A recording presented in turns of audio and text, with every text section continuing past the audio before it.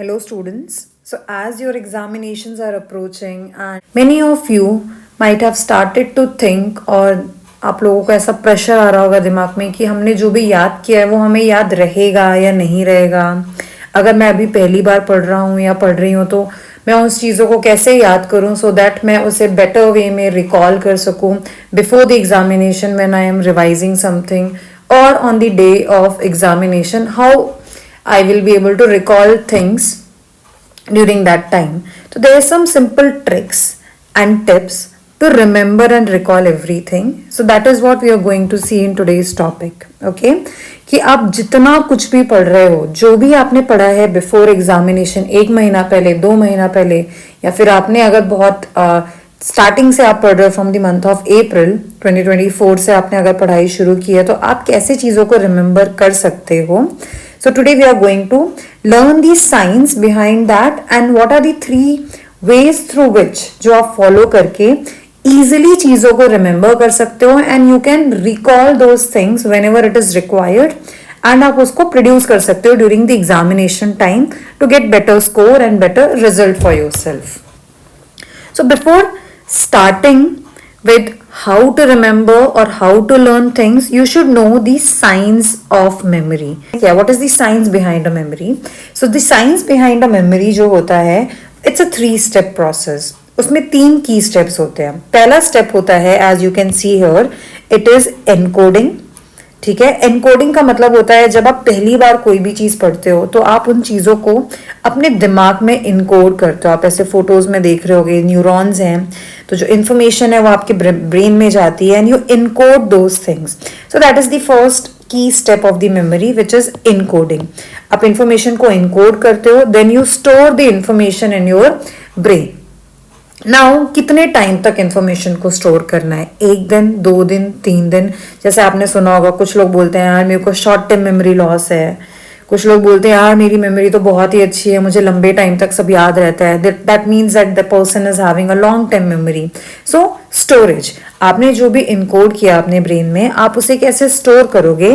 Next is retrieval. Retrieval is very very important step. हम encoding कर लेते हैं मोस्ट ऑफ द टाइम, हम स्टोरेज भी कर लेते हैं, बट हम रिट्रीव नहीं कर पाते हैं. इसका मतलब क्या है कि अगर आपके इन तीनों की स्टेप्स में से कहीं पे भी कुछ भी लैक बिहाइंड होगा, if you are not able to encode properly, अगर आपका जो स्टेप ऑफ इनकोडिंग है it is not apt, it is not appropriate, then the other steps will not be able to take place. If you are not able to store the information properly, if you are not knowing the proper steps of storing the information, then definitely you will not be able to retrieve the information whenever it is required. So encoding storage is essential step to retrieve the information or retrieve the things that you have learned before or during the examination. So this is the basic science behind the memory. To know how to remember things, I will just show you in the next slide the simple way to remember. Knowingly or unknowingly, everyone, अगर आपकी class का कोई अच्छा बच्चा है, आप if you want to know the secret behind them or how they are able to remember things, how they are able to score good marks, so knowingly or unknowingly, these people and these students are also following the similar method of memorization of the concept. So the first method is focus. ठीक है, सो सबसे पहली चीज जो memory की है that is focusing and understanding. तो अगर आप फोकस कर पा रहे हो जब भी आप पढ़ते हो, whenever you are reading something, तो the main thing that you have to keep in your mind is that you are focusing. You should not multitask. आप जैसे सेकंड पिक्चर में देख रहे हो, robot is multitasking. So if you will multitask, you will not be able to focus on the one specific topic that you are studying. For example, अगर आप respiration topic पढ़ रहे हो बायोलॉजी का, तो respiration पढ़ते टाइम अगर आप साथ में मैथ्स भी पढ़ने लगोगे, AI पढ़ने लगोगे, हिंदी इंग्लिश पढ़ने लगोगे उसी स्पेसिफिक टाइम पे, तो you will not be able to encode things properly. आपका ब्रेन कंफ्यूज हो जाएगा कि रेस्पिरेशन का टॉपिक याद करूं, एरोबिक रेस्पिरेशन याद करूं, या इंग्लिश का कोई टॉपिक याद करूं, या हिंदी का कोई टॉपिक याद करूं. तो your brain will be getting confused. The encoding will be taking place, but it will not be a proper encoding. right? So whenever you are reading something, the first step that you have to follow is focus. And always remember that multitasking is your enemy. Whenever you learn, you have to give your 100% attention to that specific topic. अगर आप 5 minute पढ़ रहे हैं, आप आधे घंटे पढ़ रहे हैं, if you are studying for 1 hour, study only till the time you are able to give your 100% attention. If you are focusing your attention, get up from the place, drink water, थोड़ा सा 1-2 minute इधर उधर घूम लो, and then with complete concentration come back again and restart that topic and restudy that topic. Always remember. And don't just read. Very very basic thing that you should never just read things, you have to understand it. बहुत बार ऐसा होता है, we sit in front of a table just to show to our parents that we are studying, especially if you are in school. जब आप school time पे होते हो तो हम at times we are pressurized by our parents to study most of the times. जब आपका मन भी नहीं करता है, parents also they do not understand कि नहीं अभी पढ़ने का मन नहीं कर रहा है तो छोड़ देते हैं. तो हम क्या करते हैं, we just take out our books and we sit to show to our parents that we are studying. So at that particular of time, you most of the time you just read things, right? You do not understand. So now if you are not understanding the concept, be it maths, be it biology, be it any subjects, unless and until you understand what is written there, your brain will not be able to encode things properly. So the foremost step for encoding information is focus followed by understanding. जो भी आप पढ़ रहे हो आप उसको, in case if you are reading something about respiration, that is aerobic respiration का example लेती हूँ, that aerobic respiration is breakdown of glucose in the presence of oxygen. तो अगर आपने सिर्फ ये पढ़ा तो आपको याद नहीं रहेगा, राइट? आपको समझना पड़ेगा. अब मैं उसको कैसे समझूंगी? तो I will right aerobic respiration, जहां पे भी मैं पढ़ रही हूँ आई will right aerobic respiration. Aerobic respiration क्या करता है? ग्लूकोज को क्या करता है? तोड़ता है, ब्रेक डाउन, उसको ब्रेक डाउन करता है. तो I will write here it breaks down glucose किसकी प्रेजेंस में? In the presence of oxygen, right? उसको किस में ब्रेक डाउन करेगा? इनटू एटीपी और एनर्जी. सो मैंने उसको अंडरस्टैंड किया और अपने वे में लिख लिया. That is glucose breaks down oxygen in the presence of oxygen to produce or to form energy. So this is my way of understanding, right? So whenever you are reading anything, you have to understand.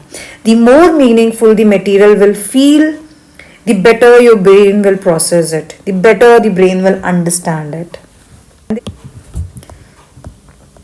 Moving on to the next step, that is very very important. It is active recall. Now, what exactly is active recall?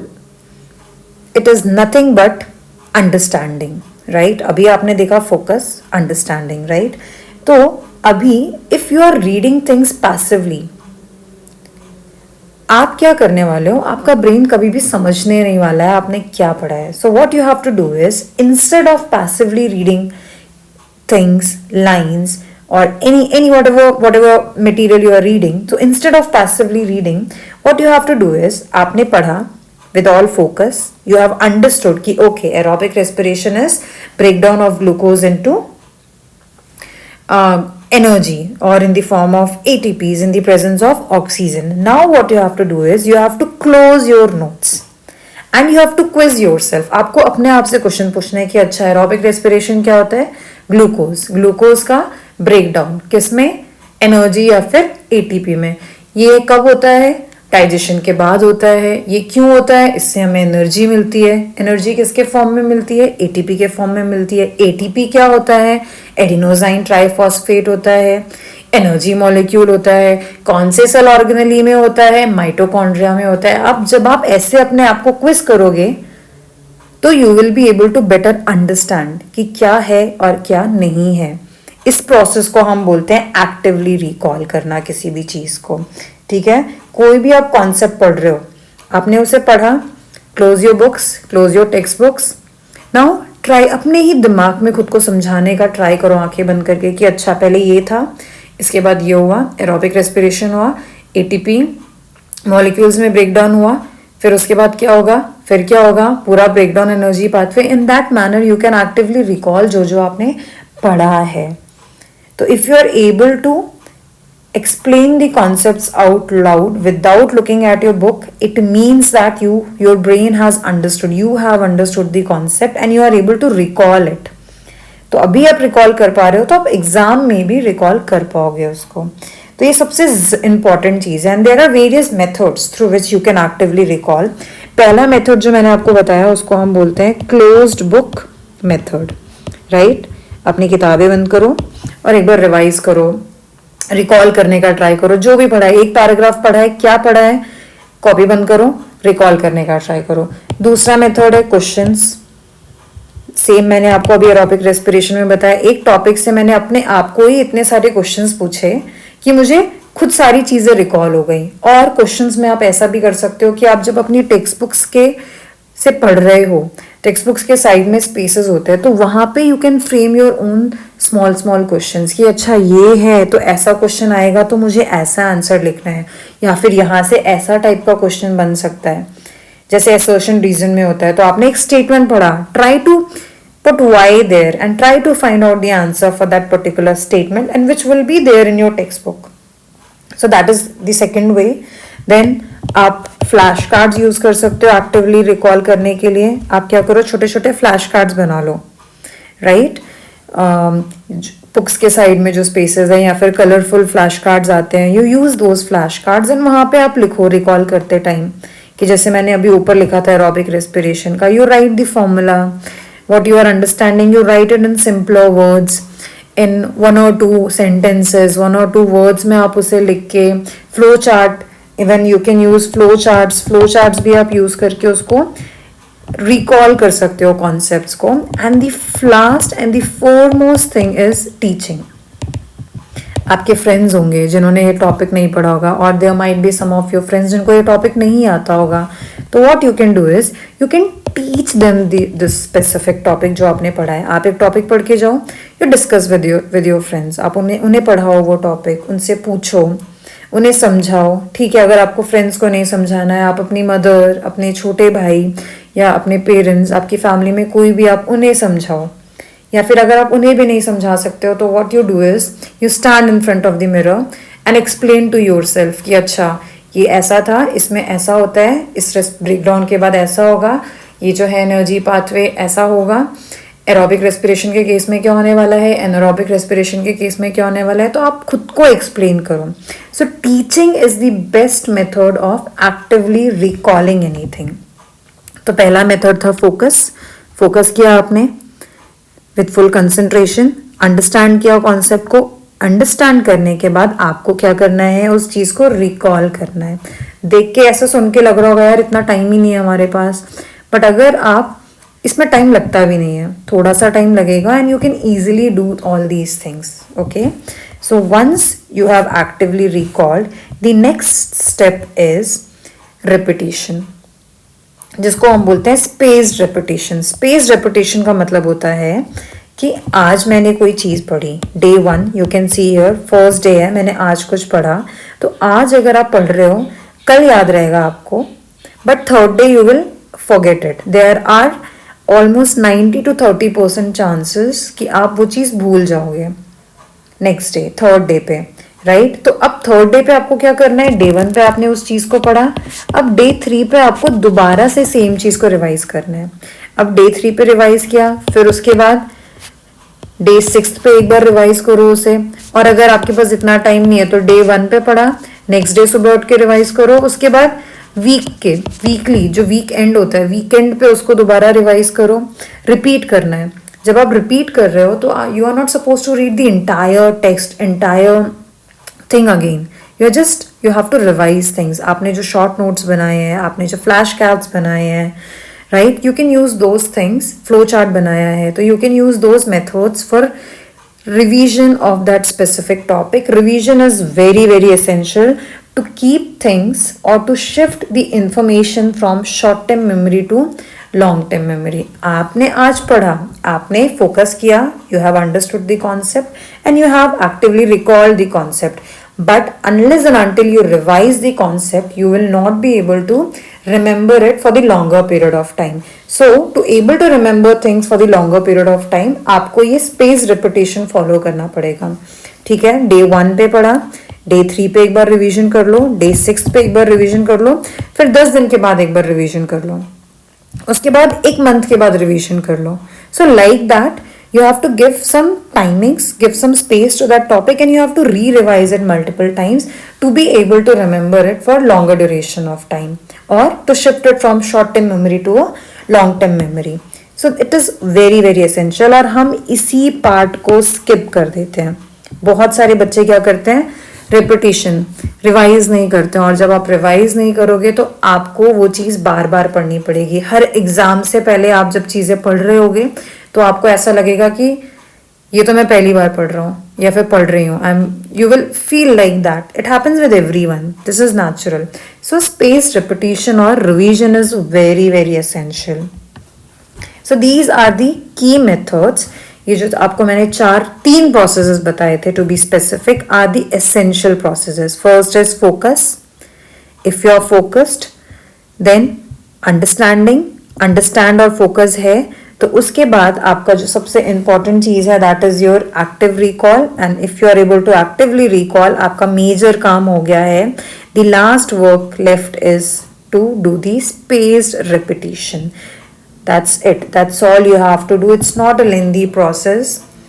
It's a very short process. अभी भी अगर आप पढ़ना शुरू कर रहे हो तो आप सेम मेथड फॉलो करो. Still you have near about 41 days left for your board examination, so you can follow this method and it will definitely help you for your coming examination. Now there are various methods which you can use for memorizing, for better understanding, for revising. पहला तो है आपका flow chart. आप flow chart बना सकते हो पढ़ते time. जैसे कि ब्रेकडाउन पाथवे है ग्लूकोज का. फ्लो चार्ट से आप 3 different pathways, aerobic respiration, anaerobic respiration के 2 पाथवेज हैं, वो आप फ्लो चार्ट के थ्रू मेमोराइज कर सकते हो. डाइजेशन है. डाइजेशन में आप when I teach to my students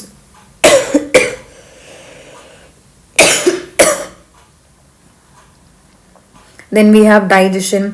digestion में भी आप क्या कर सकते हो, आप पहले डाइजेस्टिव सिस्टम का डायग्राम बना लो.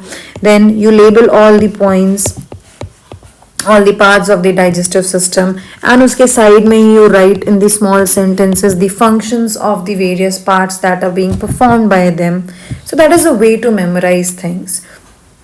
साइड में डायग्राम बना लो. आप फिजिक्स पढ़ रहे हो, कुछ कॉन्सेप्ट आया है, इलेक्ट्रॉन कहाँ से कहाँ फ्लो करता है, एक छोटा सा सर्किट डायग्राम बना लो. It will be easy for you to understand the concept.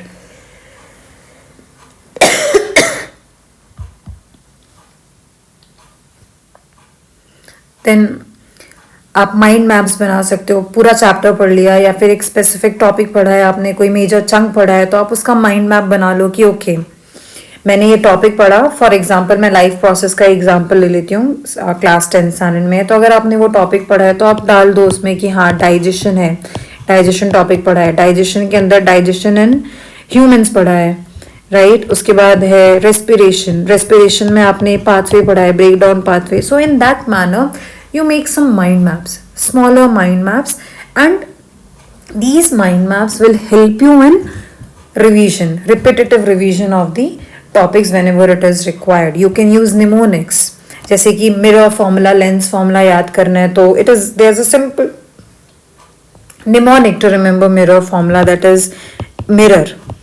Mirror stands for M का मतलब होता है मोर का मतलब होता है पॉजिटिव. किसी भी चीज को ऐड करते हैं तो उसकी क्वांटिटी ज्यादा हो जाती है. So mirror formula is 1/f is equal to 1/v plus 1/u. Then we have lens. Lens का मतलब it starts with L means less, right. तो लेस का मतलब माइनस, तो वहां पे 1/f is equal to 1/v minus 1/u. So that is the way. It's a mnemonic. So in that manner, you can create your own mnemonics to memorize all the concepts and things, and it will definitely help you in getting better score and able to recall things in the examination in a proper method, in a proper manner. So let's just quickly recap what I have told in the video. Is first is focus. Once you are focused, understand the concept. After understanding the concept, actively recall what and all you have learned. After actively recalling, you have to follow a spaced repetition method, that is revising it on day 1. Day 3, Then weekly revision, monthly revision, and so on. Use various visuals method and numeric methods, and do not forget to teach the topic. So these are some of the golden tools that will definitely help you to skyrocket your memory and to increase your marks in the examination. Thank you everyone.